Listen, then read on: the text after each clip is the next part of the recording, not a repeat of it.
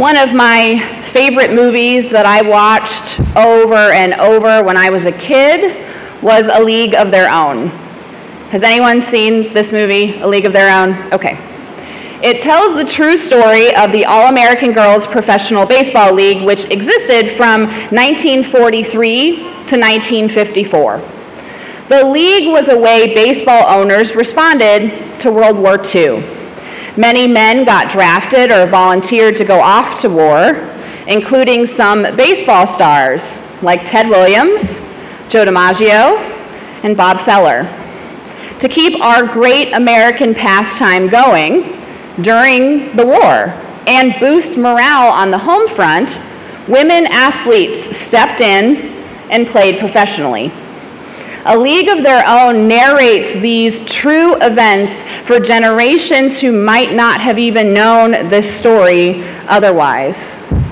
Tom Hanks plays the manager of the Rockford Peaches, Jimmy Dugan, and Gina Davis plays the talented catcher and anchor of the team, Dottie Hinson. The movie line most people remember, since you often see it featured in the Oscars and those classic one-liner reels, is an exasperated Jimmy Dugan telling a pitcher who tended to get emotional a lot, "There's no crying in baseball." But another great line comes after Dottie's husband returns home from war. Dottie decides to quit the team before finishing the season to go back with him to Oregon and start a family. Jimmy confronts her about sneaking off and quitting, telling her that she will regret this decision for the rest of her life and that he thought she was a real ball player. Dottie's response is that she has her husband now, and anyway, it just got too hard. This is when Tom Hanks as Jimmy Dugan has another great line, telling his catcher as she's about to give up on her dream, "It's supposed to be hard. If it wasn't hard, everyone would do it. The hard is what makes it great." Dottie does come back just in time to finish out the season behind home plate with her team. I couldn't help but think of Jimmy Dugan trying to keep his ball players in line when I read Jesus' words to the disciples in Matthew.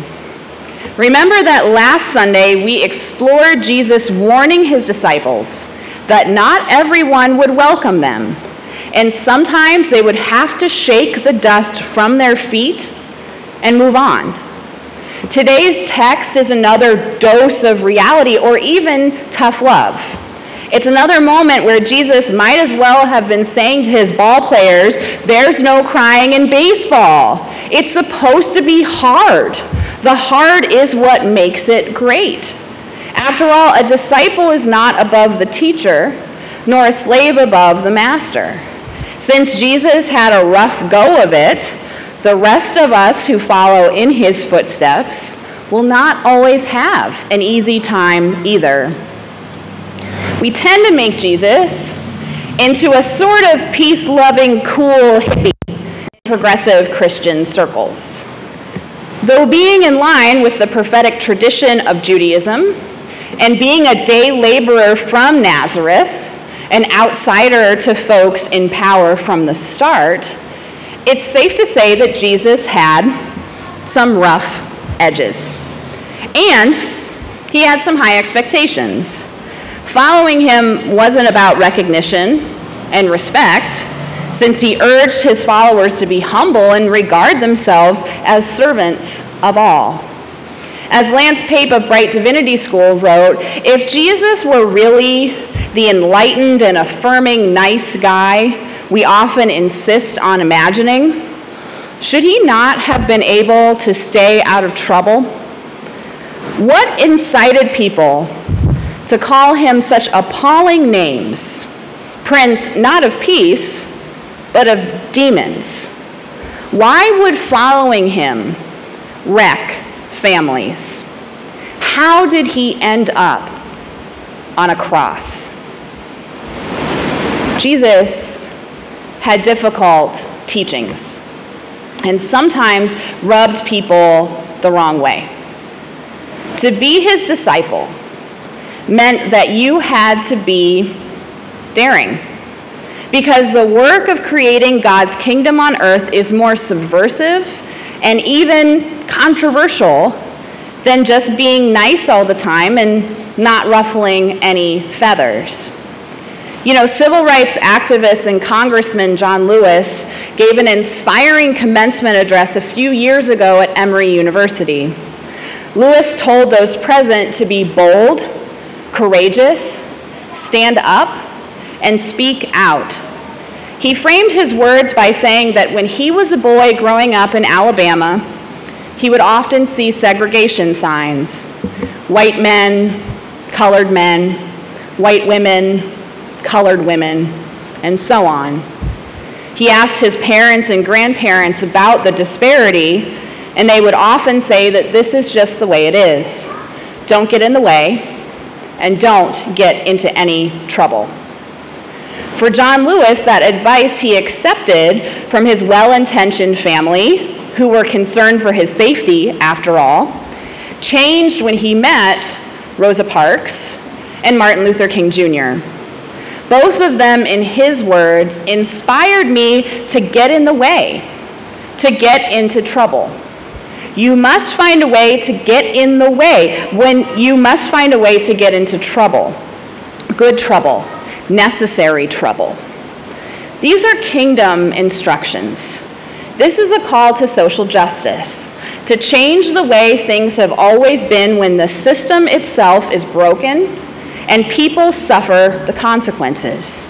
Moreover, this is what Jesus taught his disciples and challenged them to carry on after he was gone. It's no wonder that they were afraid, because we're talking about the difference here between justice and charity. The work of justice is what gets you into trouble. Charity tries to alleviate the effects of injustice. Justice tries to eliminate what causes injustice in the first place. Both are important. The church has always excelled at charity. For instance, here at CFC, we have our Deacons Fund that I can use to help families in need. That is a good charitable act. Though helping people in this way doesn't address what has caused them to be in need in the first place. Because maybe if we delve deeper, we would get into lack of affordable housing, or a minimum wage people cannot survive on, or health care costs. It's justice that challenges the status quo and can lead to political confrontation. Jesus and his disciples knew the difference, which is why the disciples were afraid of Jesus' teachings and the consequences.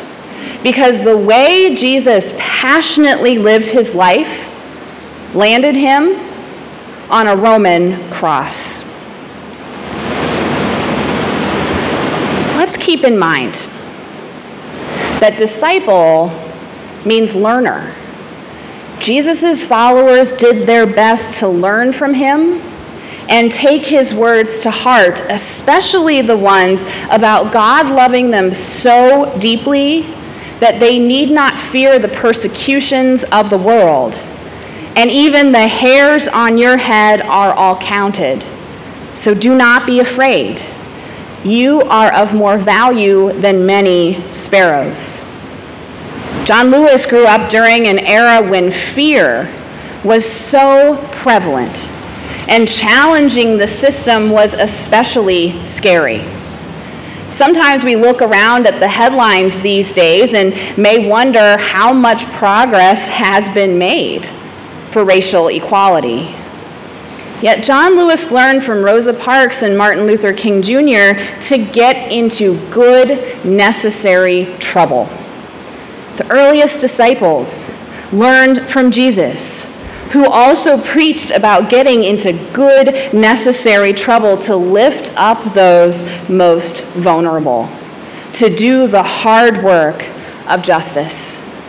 We can also say that Rosa Parks and Dr. King learned from Jesus and the Christian tradition that calls us to the hard work of justice. We can start to see the circles of influence that teachers have and how compelling calls for reforming unjust societal systems last the test of time. Because we need to be called back to the hard work.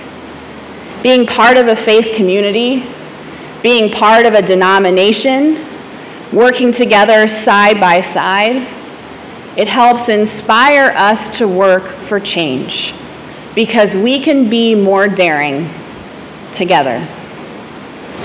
UCC Pastor Robin Myers reminds us that Christianity grew at a remarkable pace after the death of Jesus because Christianity had an alternative lifestyle compared to what Rome was offering. All the language in Matthew's gospel you just heard about a man being set against his own father and daughter against mother, and one's foes being members of one's own household, is about kingdom values. You never hear those who champion traditional family values using these biblical verses because Jesus' first followers sometimes had to leave their families behind. And Jesus himself left his family behind to show the world a different way. We had better believe that not all of these families at this time in history were pleased that their loved ones were off gallivanting around with Jesus and all his crazy notions about loving God and loving your neighbors as yourself and creating the kingdom of heaven on earth. In fact, historian Diana Butler Bass reminds us that the new religion transformed people, giving even women, peasants, and slaves a meaningful ability to reorder their lives. You see, it was hard for some families to see their loved ones go off and be part of a faith community with peasants, slaves, and women. Some families were just not okay with their loved ones becoming followers of the way, and thus they rejected and ostracized their sons and daughters, parents, and friends. And that's part of what led the earliest Christian communities to be so close-knit and familial. For many people, their faith community became their family. Don't we sometimes say that this is our church family? Because the process to become a Christian took years in antiquity, and you inevitably bonded over that time you had together.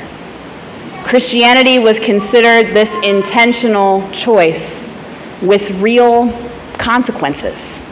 A whole new way of life that was best learned in community.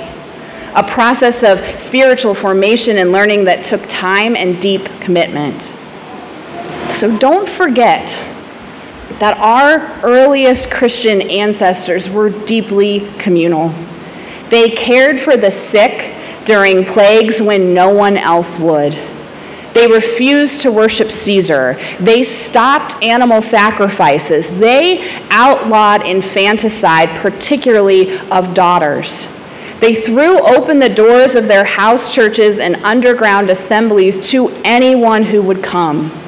They even redistributed wealth and held many things in common. They declared from the rooftops that Jesus is Lord, not Caesar. This work was so hard, and they were daring disciples.